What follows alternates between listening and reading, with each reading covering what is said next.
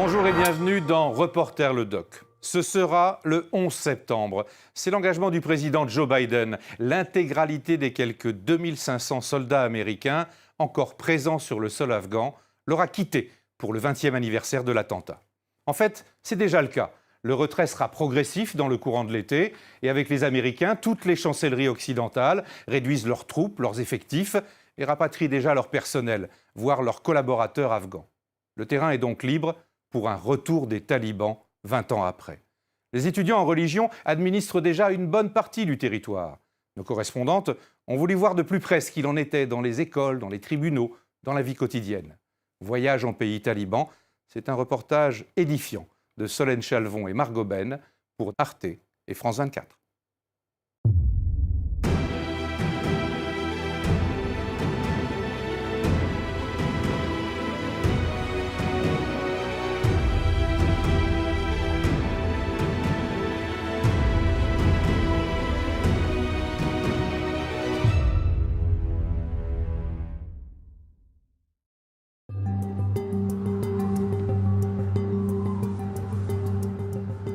Province d'Herat, dans l'ouest de l'Afghanistan.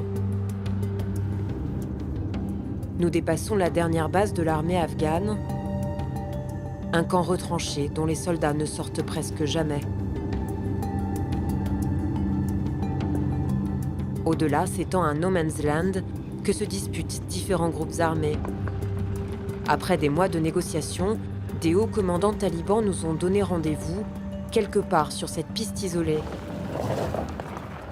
À nos côtés, un traducteur et une escorte armée.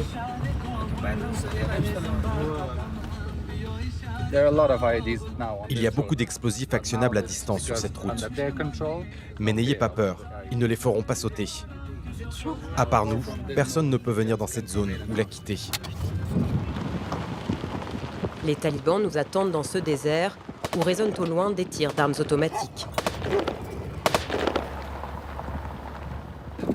Ces hommes sont très conservateurs. Je pense que vous devez mettre vos burqas. Ces combattants ont exigé de nous rencontrer sur ce terrain neutre, à la frontière de leur zone d'influence. Pour l'occasion, ils ont planté le drapeau taliban. Le commandant nous attend là-bas. L'entretien ne va durer que quelques minutes. Ce ne sont pas de bonnes conditions pour discuter. Normalement, nous restons dans les montagnes. Nous sommes descendus ici pour vous. D'habitude, on ne s'assied pas comme ça, à découvert. Ces combattants ont été déployés dans la région depuis quelques jours. Partout en Afghanistan, la guérilla fondamentaliste étend son emprise et multiplie les attaques, notamment aux abords des grandes villes. Nous attendons encore beaucoup de renforts. 2 autres unités nous ont rejoints hier. Nous encerclons la province d'Herat et attendons les ordres. Si nous recevons l'ordre de capturer la ville, alors nous la prendrons.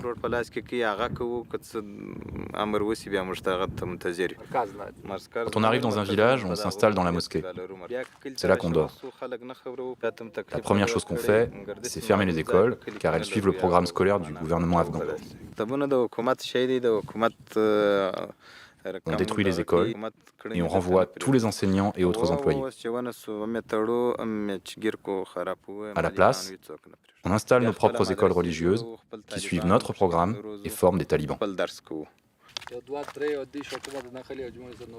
Après cet entretien, les autorités talibanes nous autorisent à filmer un village sous leur contrôle. Leur objectif, nous convaincre que le mouvement n'est pas qu'une force militaire, mais aussi une alternative crédible au gouvernement officiel. Pour nous, c'est un moyen de découvrir cet État parallèle qui pourrait bien, si les talibans accèdent au pouvoir, préfigurer l'Afghanistan de demain. Faites votre reportage. Mais si nous voyons des véhicules du gouvernement entrer dans le village, que vous y soyez ou pas, nous attaquerons. Assez parlé. Il y a souvent des drones qui survolent cette zone. On ne peut pas rester plus longtemps.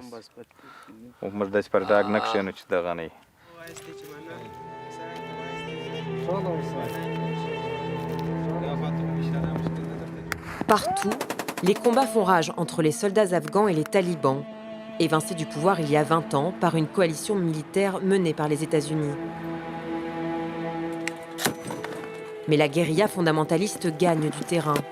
Et alors que les forces internationales se retirent définitivement, l'armée afghane, exsangue, n'est pas en mesure de contenir leur avancée.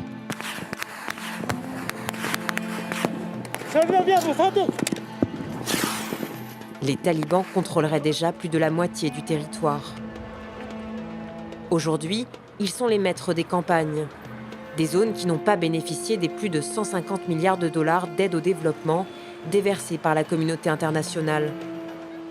Des fonds en partie détournés par les élites et souvent dirigés vers les villes. Emblème de modernité pour les uns, symbole de débauche pour les autres, les villes forment le dernier bastion de l'État afghan contre les insurgés. Des îlots de liberté où les citadins ont pris goût aux loisirs proscrits sous le règne taliban. Comme tailler sa barbe, flâner entre filles, danser pendant les mariages ou jeter au ciel un cerf-volant.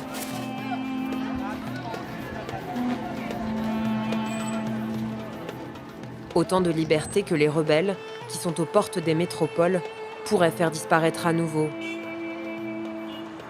Si les négociations en cours avec le gouvernement aboutissent à un partage du pouvoir, les talibans pourraient atteindre leur but, réinstaller à travers le pays un régime islamiste ultra-conservateur.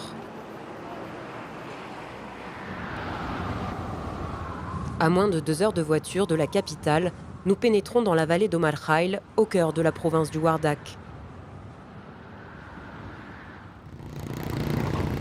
Sur la route, des combattants nous escortent à moto. Chargés d'assurer notre sécurité, ils vont nous surveiller pendant l'intégralité du tournage. Dans le village, nous sommes accueillis par le patriarche Najibullah Siddiqui, une figure respectée de la région. Il est l'un des rares à nous avoir ouvert sa porte. 20 ans de présence étrangère ont alimenté une grande méfiance à l'égard des Occidentaux. Comme tous les matins, sa fille Zainab, 10 ans, s'affaire au puits. La maison n'a pas d'eau courante.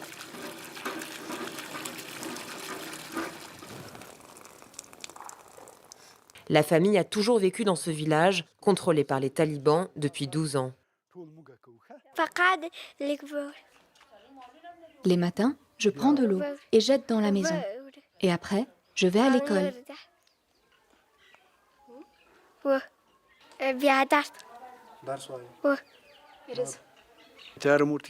Je veux qu'elle travaille ses leçons dès le matin. Allez, laisse ça, je vais m'en charger. Occupe-toi plutôt d'étudier à l'école, d'accord Zainab? Si tu travailles bien, je t'achèterai des livres et des crayons. Ici, pas d'école gouvernementale. Pour les garçons, les fondamentalistes ont ouvert une école qui enseigne des programmes talibans. Quant aux filles, cette maison, devant laquelle patrouillent des hommes en armes, accueille les écolières.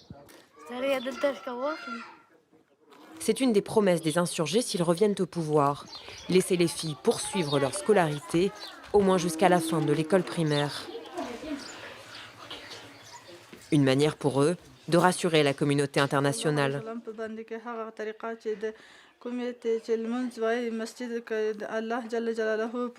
À Omar Khail, c'est une habitante du village qui fait la classe. Face à la caméra, l'institutrice doit cacher son visage. Elle traduit le Coran de l'arabe vers le pachto, la langue parlée dans le Wardak. Dans le Coran, il y a de très nombreux mots pour décrire Dieu, pour dire comme il est puissant. On fait la prière à la maison, dans la rue, partout. La religion est la matière principale pour cette classe unique, qui accueille des filles de tous les âges. En combien d'années le Saint-Coran a-t-il été révélé ici sur Terre? En 23 ans, Et à qui a-t-il été envoyé? au saint prophète Mahomet, Et qui a amené le Coran au prophète? Gabriel, que la paix soit sur lui.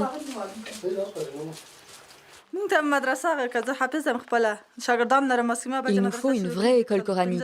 Aidez-nous à en construire une. Pour ma part, j'ai mémorisé le Coran en entier et j'ai beaucoup d'élèves.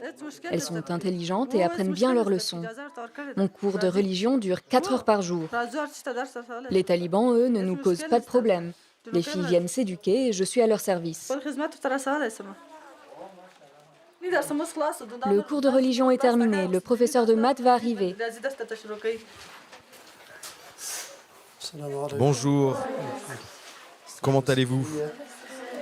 Vous avez bien révisé vos leçons? Un homme qui enseigne les maths à une classe de filles, une scène singulière en pays taliban.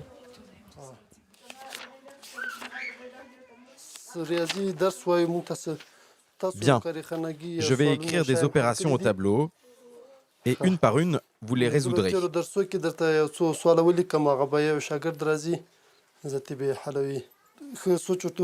Par exemple, 8 fois 3 égale... On peut trouver la solution avec cette méthode. Et puis, en multipliant par 3 comme ça, ici. 12 fois 5 est égal à... On va utiliser les deux méthodes. On va multiplier par 5 et par 2. Vous comprenez? Il y a beaucoup d'idées fausses au sujet des talibans. Ils autorisent tous les élèves, garçons et filles, à étudier, car cela bénéficie aux générations futures. Jusqu'ici, nos enfants ont été privés d'éducation à cause de la guerre.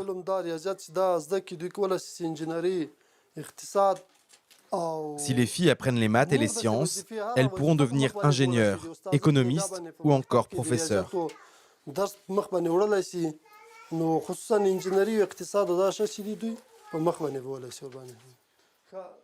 Un discours en apparence libéral. Dans les faits, peu de chances que ces fillettes aillent un jour à l'université. Près de 80% des Afghanes sont analphabètes. En territoire taliban, les rares femmes diplômées viennent souvent des grandes villes et sont employées dans les centres de santé.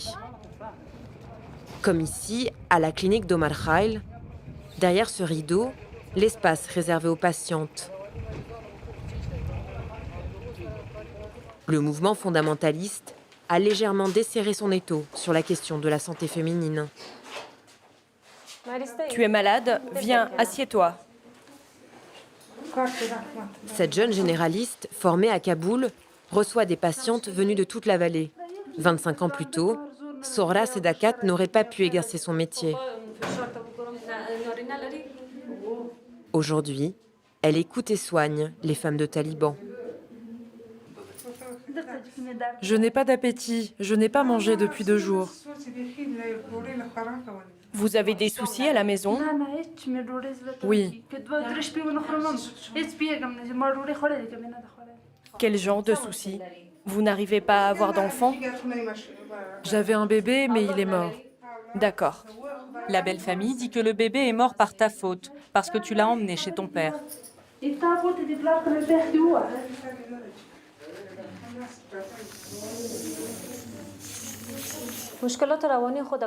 Toutes les femmes afghanes ont des problèmes psychologiques, pas seulement ici.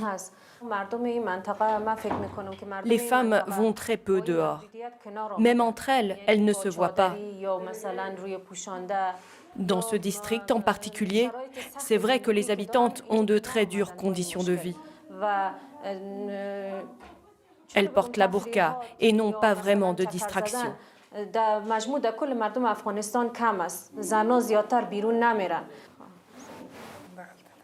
Tu as mal? Oui. C'est ici que tu as mal? Oui, j'ai mal jusqu'ici. Sohra Sedakat est l'une des rares femmes médecins à faire l'aller-retour depuis la capitale. Sur la route, ni l'armée afghane ni les talibans ne l'arrêtent. Depuis des années, il existe une coopération tacite entre les deux ennemis pour faciliter les transports médicaux.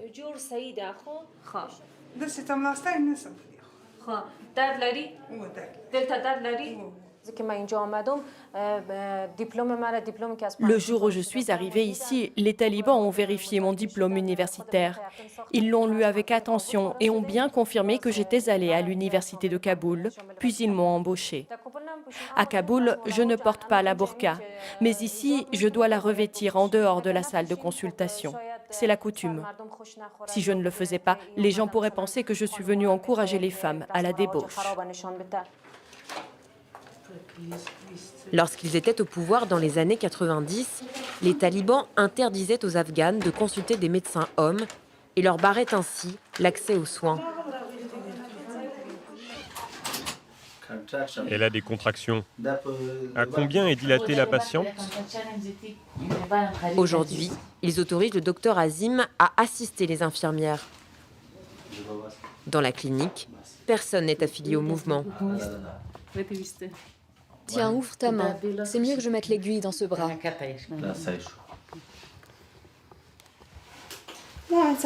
Quel âge avez-vous?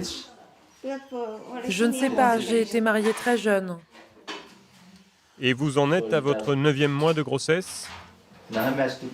C'est la fin de ma grossesse. Très bien.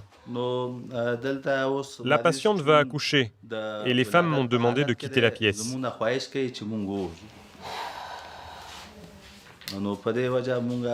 Mais s'il y a une urgence, je viendrai aider la sage-femme.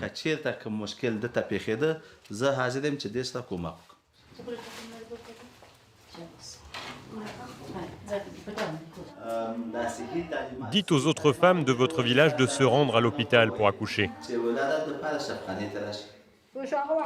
Mais les femmes préfèrent rester chez elles? Oui, je sais, mais ce n'est pas bien. Quand vous verrez vos proches, donnez-leur l'adresse de l'hôpital et dites-leur toutes les bonnes choses que font les médecins qui y travaillent. Le bébé va bien. C'est une petite fille.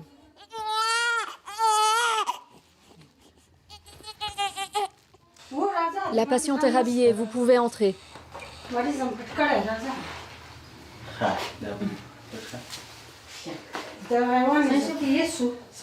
Comment allez-vous? Ça va. Vérifiez à nouveau sa tension artérielle.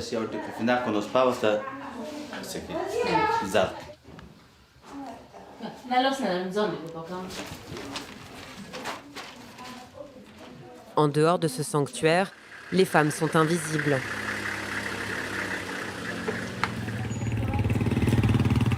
Le marché d'Om al-Khail borde la clinique. C'est le poumon économique du village. Un monde d'hommes où les talibans sont omniprésents. Soumis à une vigilance constante, tous les civils que nous rencontrons chantent leurs louanges, comme nous allons le voir en suivant Zainab et son père. Bonjour, je voudrais acheter un cahier pour enfants et des crayons. Oui, j'ai des stylos ici. Zainab, qu'est-ce que tu veux? Un livre. Et des stylos?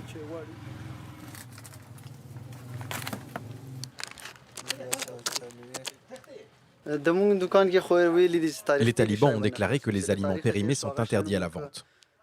S'ils trouvent un aliment périmé dans notre épicerie, ils nous donneront une amende. Je pense que c'est mieux d'habiter en territoire taliban. Dans les endroits gouvernés par l'État afghan, on ne peut pas se déplacer, ni garder nos magasins ouverts la nuit, car c'est trop dangereux. Ici, notre magasin reste ouvert jusqu'à 20h et je n'ai aucune crainte. Quant aux femmes, elles peuvent venir dans mon épicerie même si elles ne sont pas accompagnées par un homme. Elles viennent en burqa et les talibans ne les arrêtent pas. Le temps de notre tournage, nous n'avons aperçu aucune femme au marché.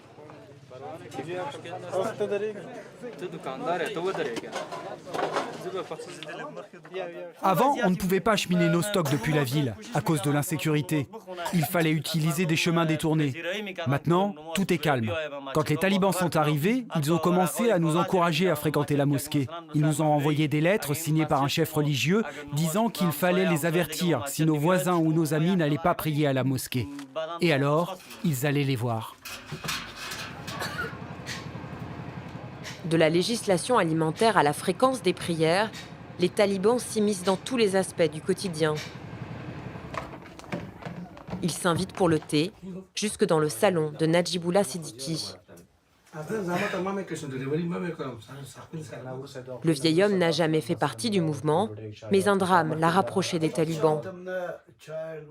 Il y a 8 ans, les forces afghanes et américaines ont attaqué sa maison.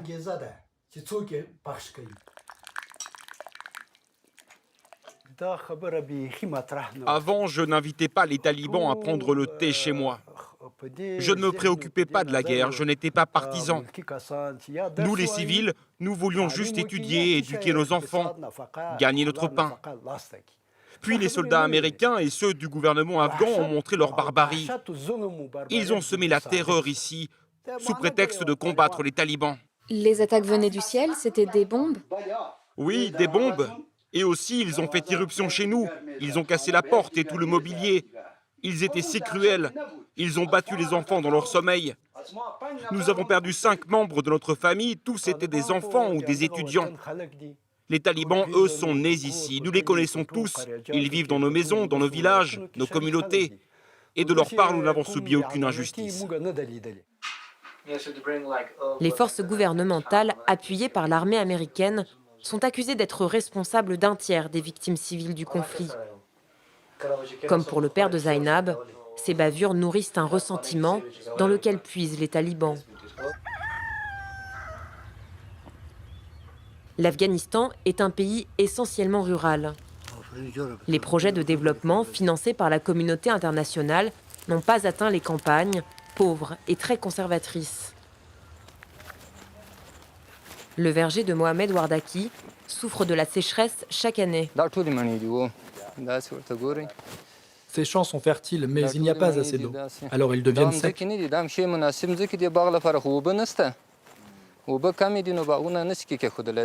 Aucun travail de modernisation n'a pu être fait ici.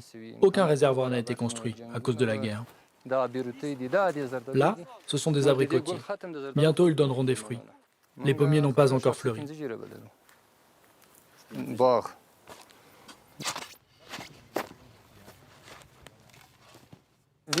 Cette année, on a pu exporter nos fruits au Pakistan, mais d'habitude, on les vend surtout à Kaboul. Les talibans ne nous causent aucun problème. Au contraire, ils m'aident avec le commerce. Ici, dans l'Émirat, dans les territoires talibans, vous pouvez voyager sans crainte de jour comme de nuit, même avec de l'argent. Vous savez, les talibans appartiennent à cette campagne. Ils savent cultiver la terre. Chaque année, les talibans prélèvent un dixième des récoltes. C'est l'oucher, une taxe islamique imposée aux agriculteurs, un des nombreux moyens de financement de leurs activités. C'est un devoir religieux. Moi, je donne entre 27 000 et 30 000 Afghani par an pour l'oucher. Ça dépend de notre récolte. Si les affaires marchent bien, je donne un peu plus. Et inversement. 30 000 Afghani, l'équivalent de 300 €. Une somme très importante dans un pays où plus de la moitié de la population vit en dessous du seuil de pauvreté.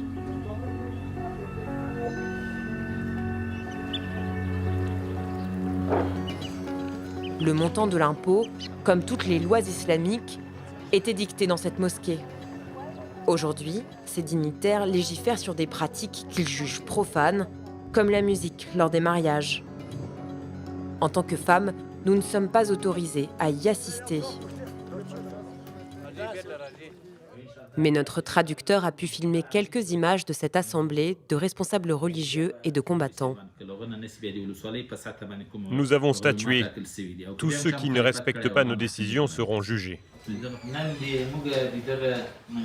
En Afghanistan, c'est ce qu'on appelle le gouvernement de l'ombre.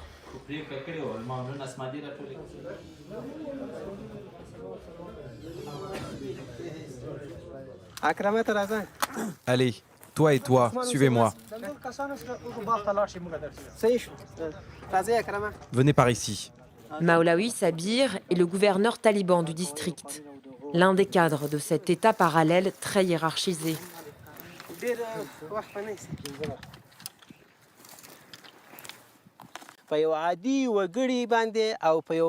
La charia s'applique à tout le monde, aux simples citoyens comme au chef le plus puissant.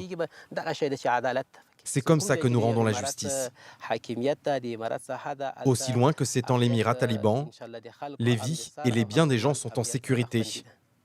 Nous sommes encore en guerre, mais si vous allez au village, vous verrez que de nombreux projets ont été mis en place. Nous avons des écoles, des programmes agricoles ou des entrepôts pour stocker au frais les fruits et les légumes. Quand on n'aura plus aucune raison de se battre, alors la guerre finira et nous développerons ce pays dans tous les domaines.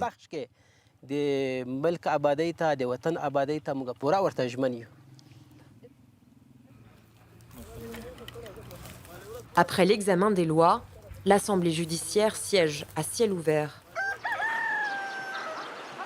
Dans les zones qu'ils contrôlent, les talibans ont mis en place des cours de justice locales qui tranchent rapidement sur les affaires courantes.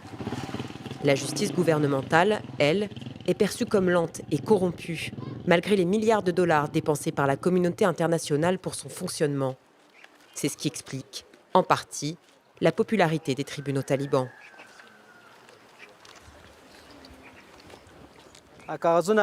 Allez, apporte les dossiers et tes papiers. Aujourd'hui, 3 hommes ont été convoqués par les juges.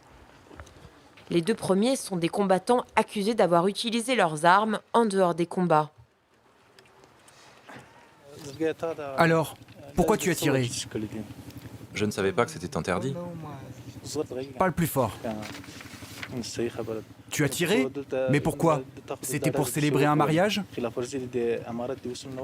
Oui, c'était pour un mariage. En faisant ça, tu as violé les règles de l'émirat, on est d'accord? Je n'avais aucune idée de ces règles. J'étais nouveau dans la région et je n'étais pas informé de ça. D'accord. Mais nous avions diffusé des lettres officielles à tous les chefs de village.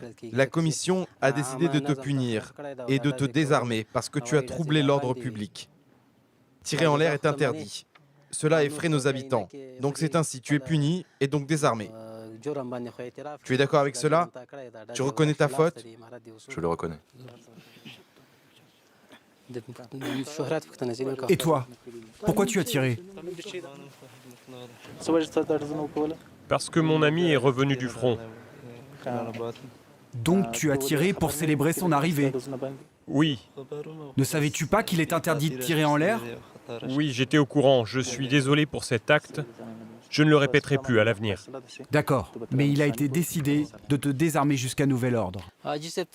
Allez, vous, venez ici. Le 3e aurait dépensé trop d'argent pour le mariage de son fils. Un excès contraire à la loi talibane. Quel est votre nom? Mon nom est Hadji Pachamir. Savez-vous pourquoi vous êtes appelé devant cette commission? Mon fils est un combattant taliban et je célébrais ses fiançailles. D'accord, ton fils est un taliban, mais pas toi. Oui, mais je célébrais le mariage de mon fils qui est un taliban. Être taliban ne lui donne pas de droit en plus. Au contraire, il s'expose à des punitions encore plus sévères. Quelqu'un comme moi doit être puni plus sévèrement encore que les autres. Car les talibans ont pour mission de faire le djihad pour l'amour d'Allah. Alors, si au lieu de ça, ils causent des problèmes aux gens, ou s'ils n'ont pas empêché le mal de se produire, ils doivent être très durement punis. Oui, je suis d'accord avec les témoins oculaires, je ne le nie pas. Mais nous n'avions que 6 invités. Mais du côté de la belle famille, ils ont suggéré à mon fils d'inviter plus de gens, plus de femmes. Et mon fils a répondu d'accord. Moi, je n'étais pas là pendant ces discussions et ça me retombe dessus. Je sais que nous devons suivre la loi de l'émirat taliban. Je suis un adepte de cet émirat. Mon fils est déjà un combattant taliban. Tu vois ces 2 combattants talibans? Nous venons de les désarmer. S'il est prouvé que j'ai enfreint la loi, je suis prêt à être pendu plutôt qu'une punition plus clémente. Vous dites que vous êtes prêt à n'importe quel type de punition? Oui, je suis tout à fait prêt, mais à une condition, de ne pas être faussement accusé sans preuve. Entendu, entendu. Nous allons poursuivre notre enquête. Ici, alors que les gens sont très pauvres et démunis, lorsqu'ils planifient un mariage, ils dépensent des sommes bien au-dessus de leurs capacités. Ils en viennent à mettre en gage leurs terres, leurs jardins et à gravement s'endetter. Alors, les érudits religieux et les combattants talibans de l'émirat ont discuté de la question pour réduire ces coûts. Car dans l'islam, dans la charia, l'extravagance est un péché et les actes contraires à l'islam doivent être évités.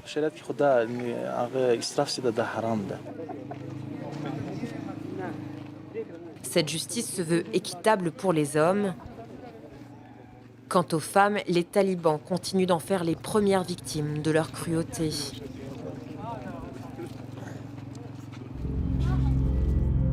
Peu avant notre arrivée, dans la campagne d'Herat où s'est déroulée une partie de notre tournage, une jeune femme a été fouettée en public par un responsable taliban.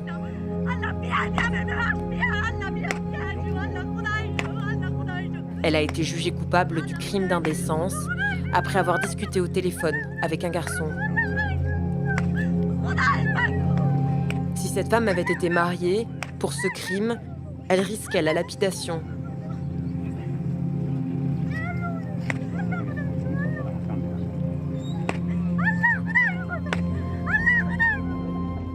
À Omar Khail, le gouverneur du district l'aurait condamné au même sort. Aujourd'hui comme autrefois, si la décision des talibans est en harmonie avec la loi islamique, que ce soit la lapidation à mort, la décapitation ou l'amputation de la main, c'est un principe fort de l'islam. C'est un principe fort de la charia et nous ne le changerons jamais jusqu'au jour du jugement dernier.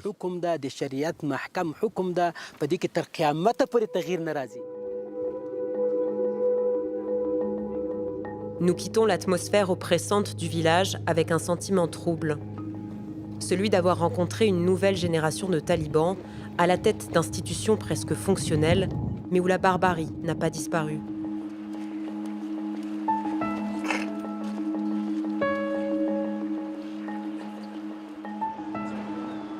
Ceux qui ne suivent pas leurs préceptes n'ont pas d'autre choix que de fuir vers les villes. Pour de nombreuses femmes, les plus émancipées, c'est même une question de survie. La famille Khalili a ainsi trouvé refuge dans un quartier tranquille de la ville d'Herat. Masouda, la mère, dirigeait une école pour filles à Rorian, un district rural conquis par les talibans il y a 2 mois.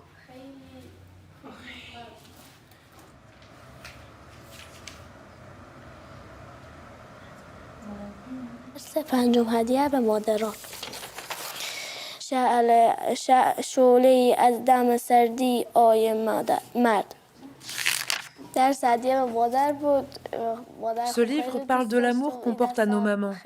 Et moi, j'aime ce sujet. Raconte-nous le jour où ta mère a décidé de déménager ici. C'était la nuit quand maman est arrivée vers moi. Elle m'a dit qu'il s'était passé quelque chose à l'école. Il y a eu un attentat suicide en pleine nuit. Les hommes ont essayé de faire sauter l'école. Maman est venue me voir et m'a dit que nous ne pouvions plus vivre ici. Elle a dit « Maintenant, ils attaquent les écoles, nous devons partir à Herat et vivre en ville. Mes amis, mes animaux et mes montagnes me manquent. »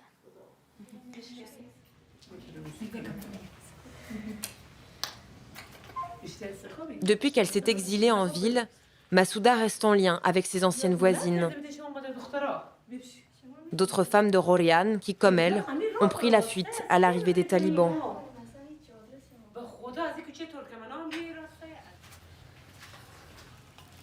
Je t'ai apporté des gâteaux au sucre. C'est si gentil de ta part. Laisse-moi t'apporter une assiette. Sohaila Abzadeh est l'une d'elles. La jeune veuve confectionnait des pâtisseries au village pour faire vivre sa famille.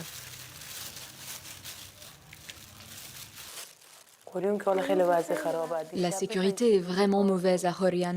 Tu sais qu'il y a eu de violents combats la nuit dernière. Ils ont tiré une roquette sur l'école de Kawsar. Il vaut mieux être triste ici que là-bas en ce moment. Mes fils restés à Horian me manquent. J'ai été professeure pendant 19 ans là-bas et depuis 2 ans, j'étais la directrice de l'école. Toutes les filles du village étaient mes élèves. Certaines sont même devenues médecins. J'ai dû partir parce que j'ai reçu des menaces, parce que je travaillais pour une école publique. La veille de notre départ, il y a eu des combats très violents. Mon mari a dit qu'on ne pouvait pas rester, que si l'on ne nous tuait pas aujourd'hui, on nous tuerait demain.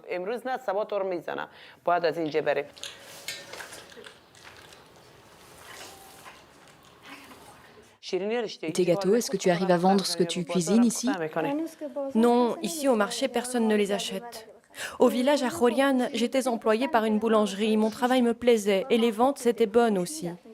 Dans mon village, nous étions un groupe de 10 ou 12 femmes à travailler, mais nous recevions toujours des menaces. Ils jetaient des lettres d'avertissement aux endroits où on livrait nos gâteaux.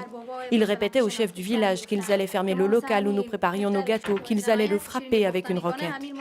À cause de cela, les femmes ont eu peur et ont toutes quitté le travail. Les sous qu'on gagnait du matin jusqu'à l'après-midi nous donnaient un sentiment de fierté.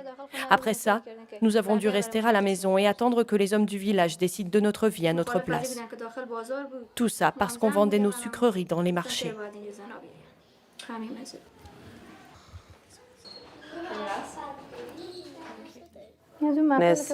J'ai les photos de mon anniversaire. Ah, montre-moi sur ton téléphone. Cette vie est derrière nous. Nos maisons sont derrière nous et nous sommes ici. C'était le bon temps. Ça, c'est le jardin. Oui, le jardin. Regarde, regarde. Oui, les enfants étaient très libres là-bas. Il y avait une balançoire, ils jouaient avec. Je vois ça et ça me manque encore plus. Les gens, mes voisins, l'école, les ruelles. Il n'y a pas plus malchanceux que les Afghans. Tu ne crois pas? Personne au monde n'échangerait sa vie avec nous. Pas même pour une heure.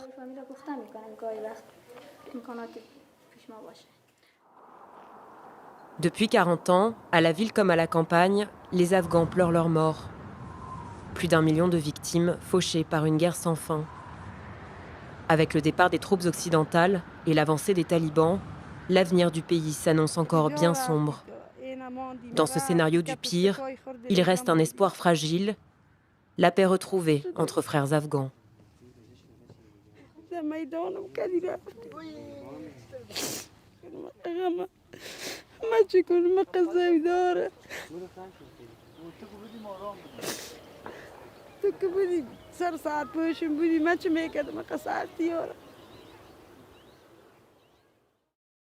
Merci d'avoir suivi nos très courageuses correspondantes en Afghanistan et à très vite pour un nouveau numéro de Reporter le Doc.